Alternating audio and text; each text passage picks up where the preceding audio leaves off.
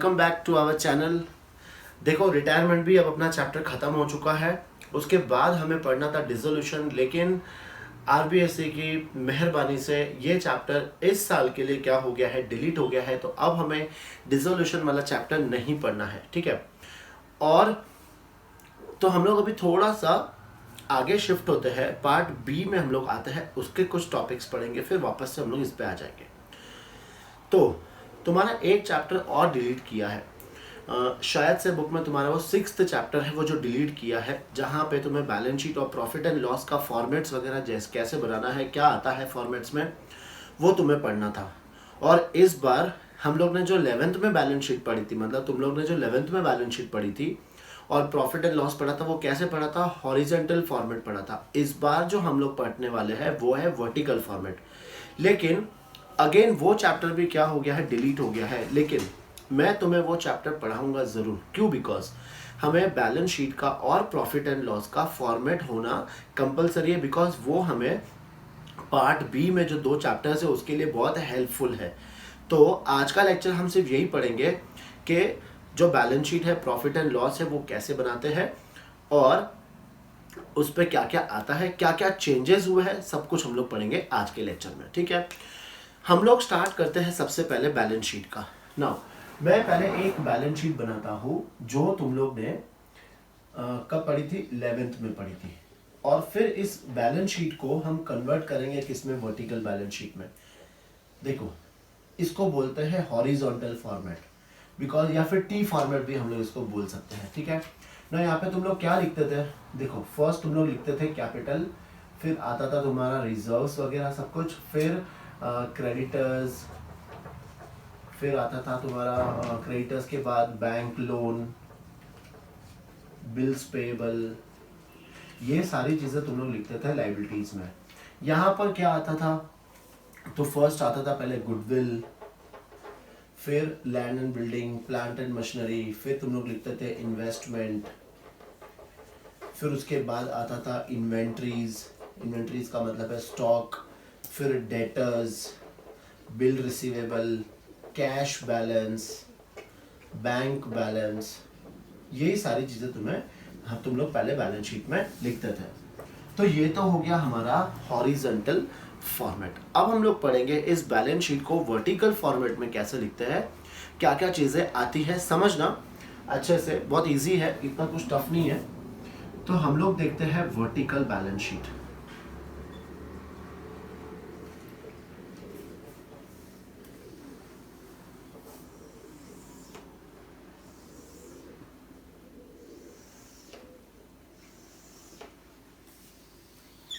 दो पार्ट में बनाऊंगा, आधा पार्ट उसका यहां पर रहेगा।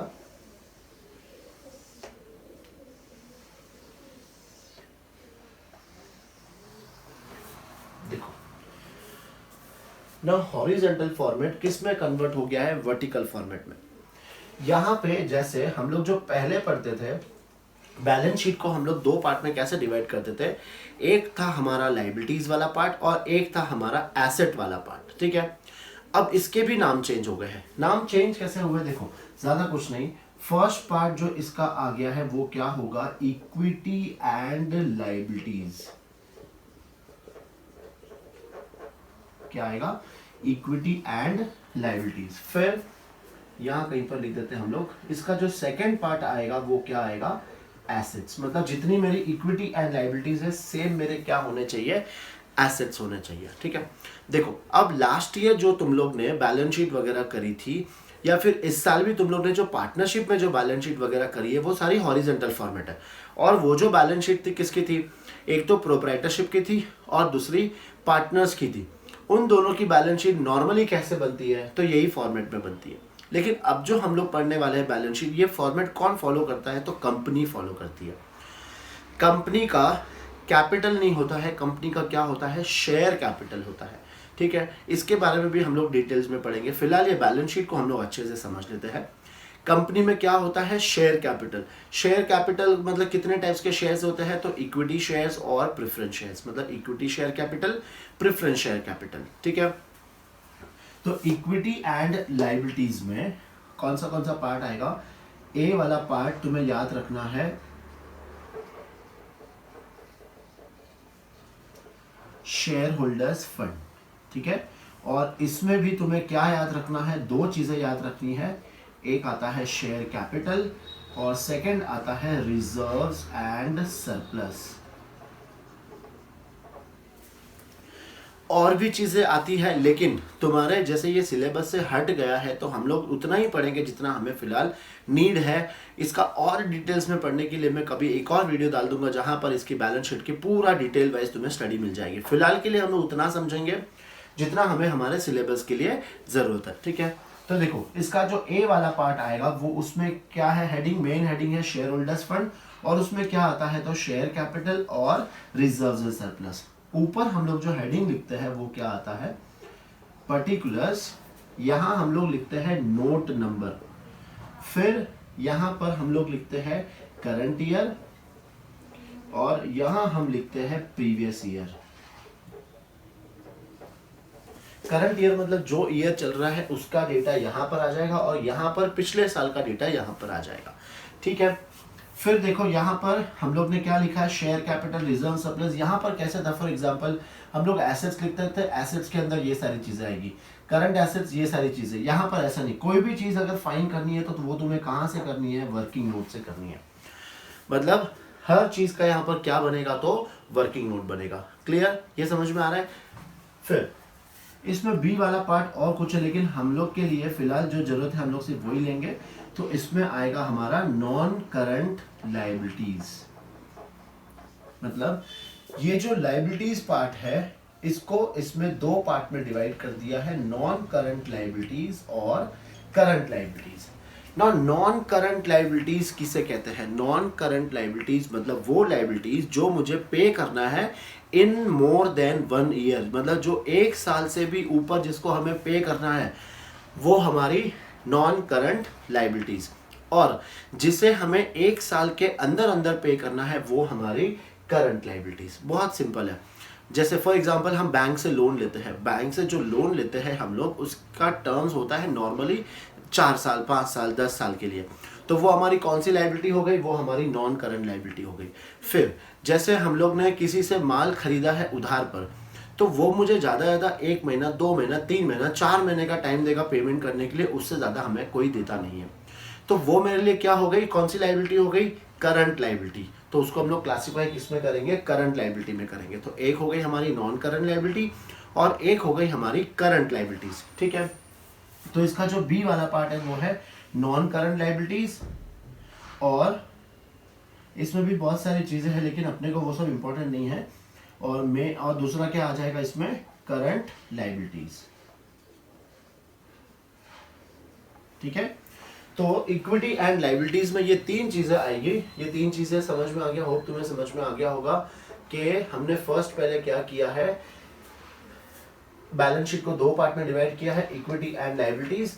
ए तो हो गया एसेट्स और ये हो गया equity and liabilities. Now a equity and liabilities में तीन चीजें तुम्हें याद रखनी है, शेयर होल्डर्स फंड, जितना पैसा लगाया है शेयर होल्डर्स ने, नॉन करंट लायबिलिटीज वो लायबिलिटीज जो हमें एक साल से ज्यादा के लिए पे करनी है, और करंट लायबिलिटीज जो हमें विद इन 1 ईयर तक पे करनी है, ठीक है।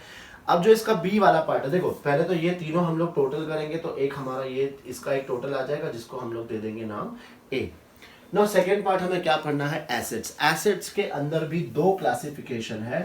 फर्स्ट वाला जो पार्ट है वो है नॉन करंट एसेट्स, और जो सेकेंड पार्ट है वो है इसमें करंट एसेट्स, ठीक है। और भी है इसके अंदर डिस्क्रिप्शन, लेकिन फिलहाल के लिए एसेट्स के लिए सिर्फ दो चीजें याद रखो कि एसेट्स दो टाइप के होते हैं, एक नॉन करंट एसेट्स और दूसरा करंट एसेट्स। नाउ इसका मतलब क्या है, जो एसेट्स विद इन 1 ईयर जो कैश में कन्वर्ट होते हैं उसे हम क्या कहते हैं, करंट एसेट्स, और जो एसेट्स एक साल तक हम लोग ज्यादा यूज करते हैं उसे हम क्या कहते हैं, नॉन करंट एसेट्स।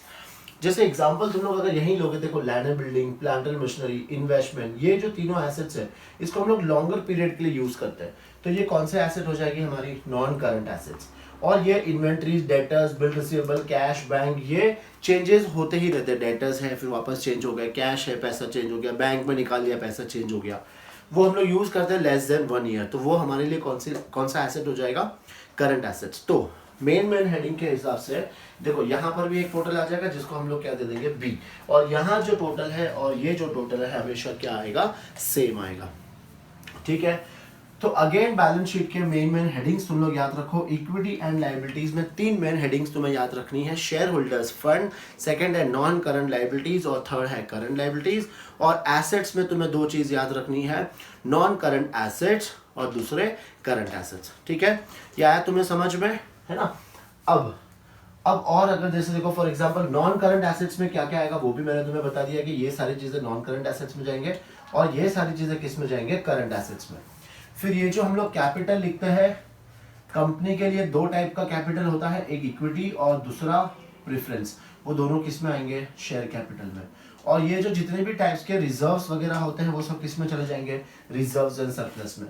फिर नॉन करंट लायबिलिटीज में तुमने एक नाम सुना होगा, डिबेंचर्स। तो ये जो बैंक लोन और डिबेंचर्स ये दोनों किस में जाते हैं, नॉन करंट लायबिलिटीज में।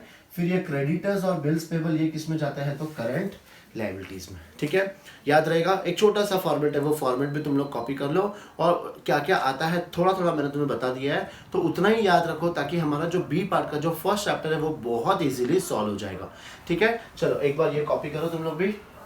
अब बैलेंस शीट का फॉर्मेट देखने के बाद अब हम लोग देखेंगे कि प्रॉफिट एंड लॉस का क्या फॉर्मेट है ना। प्रॉफिट एंड लॉस के जो फॉर्मेट्स है वो तुम्हें थोड़ा सा याद करना पड़ेगा। क्यों? बिकॉज जो हम लोग जो बी पार्ट का जो फर्स्ट टॉपिक पढ़ने वाले हैं उसमें बैलेंस शीट का फॉर्मेट तो रेडीमेड आ जाता है, लेकिन प्रॉफिट एंड लॉस का फॉर्मेट पहले तुम्हें बनाना होता है, कन्वर्ट करना होता है, और उसके बाद तुम्हें आगे का प्रोसीजर करना है। ठीक है, तो हम लोग पहले क्या करेंगे, जो हम लोग ने 11th में सीखा था पहले एक बार वो देख लेते हैं। देखो 11th में हम लोग ने trading account and profit and loss account ये दोनों चीज़ें सीखी थी, करेक्ट। जिसने भी किया होगा उसको ध्यान होगा कि तुम लोग ने ये दोनों चीज़ें पढ़ी थी ना। इस अकाउंट में क्या पढ़ा था वो देखते हैं हम लोग। देखो trading account and profit and loss account. Trading account में सबसे पहले हम लोग क्या लिखते थे, तो लिखते थे हम लोग ओपनिंग स्टॉक। फिर हम लोग क्या लिखते थे, परचेज। ये साइड हम लोग क्या लिखते थे, सेल्स। फिर हम लोग क्या लिखते थे, क्लोजिंग स्टॉक। फिर यहाँ पर हम लोग सारे डायरेक्ट एक्सपेंसेस लिखते थे। नाउ डायरेक्ट एक्सपेंस कौन से होते थे, जैसे वेजेस हो गया, कैरेज इनवर्ड हो गया, पावर हो गया, फ्रेट हो गया, ये सारे हमारे डायरेक्ट एक्सपेंसेस थे। फिर हम फर्स्ट पार्ट को क्लोज करते थे तो क्या मिलता था हमें, ग्रॉस प्रॉफिट। ठीक है, याद आ रहा है, ग्रॉस प्रॉफिट। फिर हम यहाँ पर इसका जो पार्ट ब्रॉड फॉरवर्ड करते थे ग्रॉस प्रॉफिट का। फिर डेबिट साइड में हम लोग लिखते थे सारे हमारे इनडायरेक्ट एक्सपेंसेस।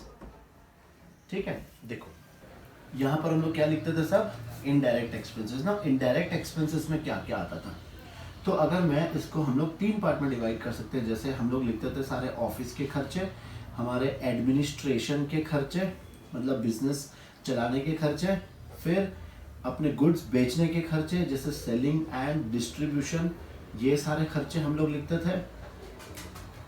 ठीक है, फिर हम जो इंटरेस्ट पे करते थे वो भी हम लोग लिखते थे यहीं पर, जो हमने इंटरेस्ट पे किया है। फिर ऑफिस सैलरी में जैसे या तो ये पार्ट लिख दो, या फिर जैसे हम लोग ऑफिस वगैरह में सैलरी पे करते हैं, रेंट पे करते हैं, ये सारी चीज़ें आ जाएगी। फिर टैक्स वगैरह पे करते हैं, ये सब हम लोग लिखते थे हमारे प्रॉफिट एंड लॉस में। और क्रेडिट साइड में हम क्या लिखते थे, तो जो भी हमारी इनकम रिसीव होती थी, जैसे हमें डिस्काउंट मिला तो क्रेडिट साइड में लिखते थे, कमीशन हमें मिला तो हम लोग क्रेडिट साइड में लिखते थे, इंटरेस्ट हमें मिला तो हम लोग क्रेडिट साइड में लिखते थे। मतलब जो भी इनकम थी वो हम लिखते थे हमारे क्रेडिट साइड में, और जो हमारे एक्सपेंसेस थे वो हम लोग लिखते थे हमारे डेबिट साइड में। और फाइनली फिर हमें यहाँ पे क्या मिलता था, हमारा नेट प्रॉफिट। ठीक है, टैक्स माइनस करने के बाद अपना जो आंसर आता था वो आता था नेट प्रॉफिट। अब हम इस चीज को किस में कन्वर्ट करेंगे, वर्टिकल में कन्वर्ट करेंगे। अब वो समझना बहुत भी इंपॉर्टेंट है। देखो सबसे पहले हम लोग देखते हैं हमारे वर्टिकल में क्या आएगा। स्टार्टिंग में पहले ऊपर लिख देंगे हम लोग vertical profit and loss account, vertical profit and loss account. ठीक है, सबसे फर्स्ट इसमें हम लोग लिखते थे, वही फॉर्मेट सब अपना सेम रहेगा जैसे अभी अपने बैलेंस शीट में देखा था। पर्टिकुलर्स यहाँ लिखेंगे, यहाँ पे नोट नंबर लिखेंगे करंट ईयर का, और यहाँ पे आ जाएगा मेरा प्रीवियस ईयर का। सबसे फर्स्ट हम लोग यहाँ पे क्या लिखते हैं, रेवेन्यू फ्रॉम ऑपरेशन। याद करते जाना, बिकॉज ये तो तुम्हारे शायद याद होगा, लेकिन अब ये तुम्हें फॉर्मेट याद रखना है। Revenue from operation. Now revenue from operation में क्या आएगा, तो हमारे जो सेल्स है, सेल्स माइनस सेल्स रिटर्न, कहाँ लिखते हैं हम लोग, रेवेन्यू फ्रॉम ऑपरेशन में। ठीक है, तो अब मैं ये कहाँ लिख दूँ, तुम्हारे ये ब्रैकेट में लिख देता हूँ कि रेवेन्यू फ्रॉम ऑपरेशन में क्या आएगा, तो सेल्स माइनस सेल्स रिटर्न। ये कहाँ चला गया अपना, रेवेन्यू फ्रॉम ऑपरेशन में, इसमें इतने। फिर इसमें हम लोग ऐड करेंगे, क्या लिखते हैं, other income.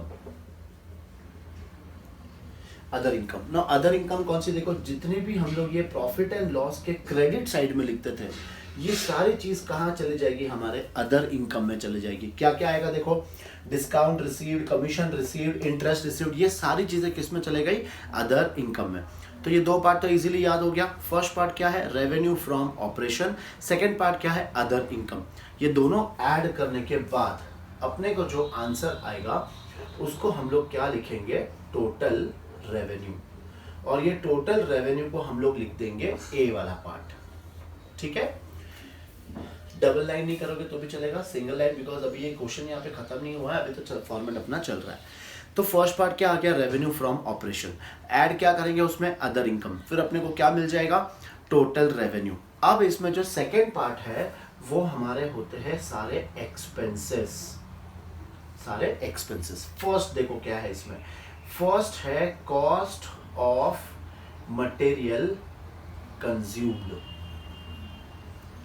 Cost of material consumed, इसको ऐसे ही याद रखना। इसमें क्या आता है, opening stock of raw material plus purchase of raw material minus closing stock of raw material. देखो ये वाला ओपनिंग क्लोजिंग इसमें नहीं आ रहा है, इसमें कौन सा रॉ मटेरियल, इसका ओपनिंग क्लोजिंग स्टॉक जा रहा है, तो रॉ मटेरियल करना। रॉ मटेरियल क्या होता है, जो कंपनी मैन्युफैक्चर करने के लिए जो कच्चा माल खरीदते हैं उसको हम लोग कहते हैं रॉ मटेरियल। उन कच्चे माल से हम लोग क्या बनाते हैं, हम लोग बनाते हैं फिनिश्ड गुड्स। ठीक है, तो अपना जो फर्स्ट पार्ट है वो क्या आएगा, तो वो आएगा कॉस्ट ऑफ मटेरियल कंज्यूम। ये हमारा फर्स्ट पार्ट हो गया। सेकेंड इसमें क्या आएगा, परचेज। परचेज कौन सा, purchase of stock in trade. यहां पे क्या चीज आएगी, तो ये वाला परचेज जो हम लोग प्रॉफिट एंड लॉस में लिखते हैं, ये वाला परचेज आएगा यहां पर। तो वो क्या हो गया, purchase of stock in trade. फिर जो थर्ड पार्ट है इसका, purchase of stock in trade, इसके बाद change in inventory. Change in inventory. Now change in inventory का मतलब होगा हमारा opening stock minus closing stock. कौन सा ओपनिंग स्टॉक, ये ओपनिंग स्टॉक माइनस ये क्लोजिंग स्टॉक, ये आ जाएगा change in inventory, changes in inventory. चलो ये तीन पार्ट तो आई थिंक तुम्हें इजीली याद हो जाएगा। फर्स्ट पार्ट क्या था, cost of material consume. Second part क्या है, purchase of stock in trade. Third part क्या है, चेंजेस इन इन्वेंट्री। अब देखते हैं हम लोग इसका फोर्थ पार्ट। फोर्थ पार्ट आता है एम्प्लॉय बेनिफिट एक्सपेंसेस।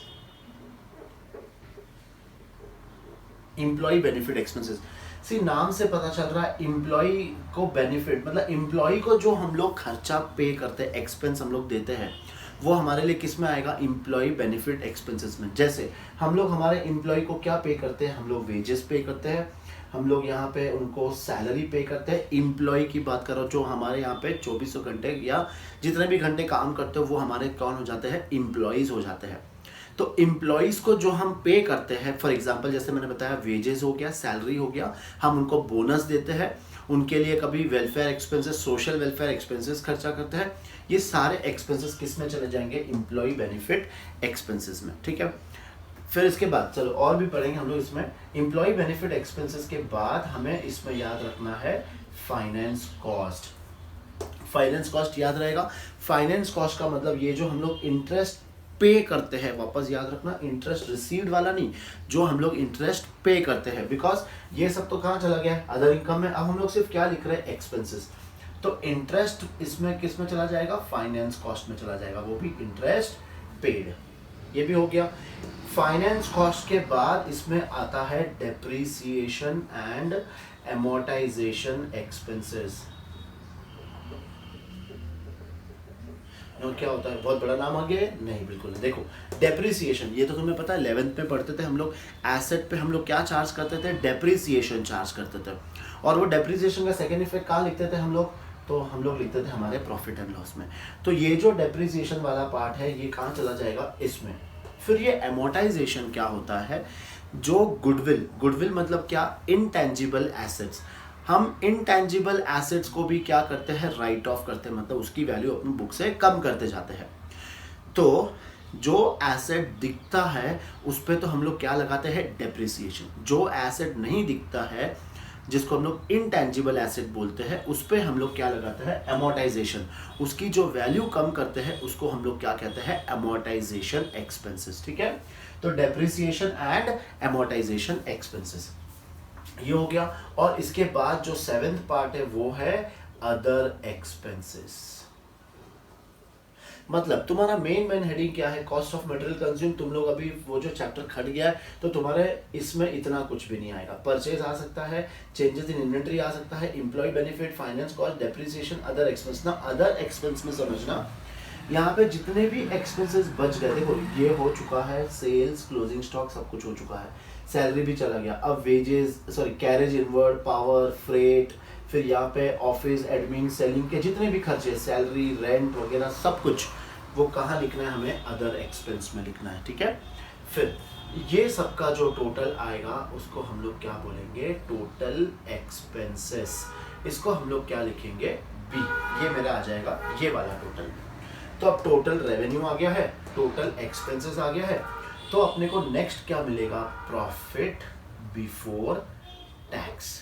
ये प्रॉफिट बिफोर टैक्स कैसे आएगा, तो ए माइनस बी। बताओ ए क्या था, total revenue minus total expenses. मतलब हमारी इनकम में से हमने एक्सपेंस माइनस किया तो क्या आ गया, प्रॉफिट बिफोर टैक्स। क्यों, हमें अभी तक टैक्स और माइनस करना है, तो टैक्स भी इसमें से जब माइनस करेंगे तो लास्ट का आंसर जो बचेगा वो होगा प्रॉफिट आफ्टर टैक्स, और जो मेरा फाइनल आंसर है।